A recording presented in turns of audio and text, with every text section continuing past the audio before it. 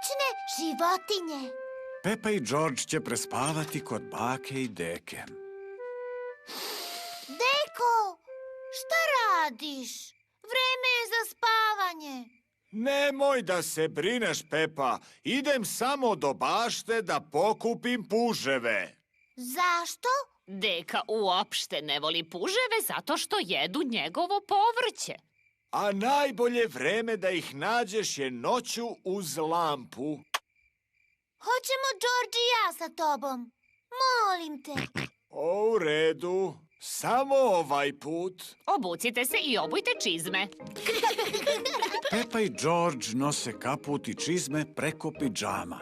Ti nosi kofu, Pepa, a ja ću lampu. Nemojte dugo da ostanete, deko prase. U redu, bako prase. Stavit ćemo sve puževe koje nađemo u kofu. Jedan mali puž. Dva mala puža i golać. Golaći su bljak. Evo deka prasetovih pilića. Sara, Džemima, Vanessa, Neville. Zdravo, pilići. Moram da stavim piliće u krevet. Laku noć, pilići. Laku noć, pilići. Laku noć. Zašto i puževi ne idu u krevet, deko prase?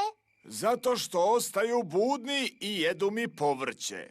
Neke životinje jedu danju, kao moji pilići, a neke životinje jedu noću, kao, gospodine lisac. Zdravo, deka prase. Stavljate piliće u krevet, vidim? O, da. Udobno im je u kokošinjcu. Vrlo dobro. Pa, odoh ja. Laku noć. Laku noć. Sad, kao što rekoh, neke životinje jedu noću, kao, zdravo. Deko, neka životinjica je u tvojoj kofi. Haha, da, to je mali jež. Ježevi vole da jedu puževe. Zdravo, ježu. Sklupčao se kao loptica. Da, Pepa, vrlo je stidljiv. Izađite, gospodine ježu, ne plašite se. Ja volim ježeve. Korisni su i pomažu da puževi ne prilaze mom dragom kupusu. Zdravo, ježiću. Zdravo. Da li ima još noćnih životinja, deko? Da, tu su i moljci. Izgledaju kao leptiri. Leptiri koji izlaze noću. Njih privlači svetlo. Kada se ugasi, oni odu. Kada se upali, oni opet dođu. Mogu ja da probam? U redu. Zdravo, moljci. Zdravo, moljci.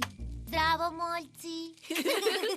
Kada je svetlo ugašeno, možemo da vidimo i malene noćne životinje. Gde? Pogledajte u nebo. Je li to zvezda padalica? Ne, to je svitac. Da li se zapalio? Ne, Pepa. Ima stomak koji svetli. Wow! A da li ima velikih životinja u bašti, deko? Ne. Šta je to? Velika noćna životinja. To je baka prase. Tu ste. Bako, upoznali smo se sa svim noćnim životinjama. Divno. Ali sada je vreme da im poželite laku noć. Laku noć, životinjice. Odavno je trebalo da ste u krevetu, prasići. Da, bako prase. Laku noć, mališani. Laku noć, bako. Laku noć, deko. Laku noć.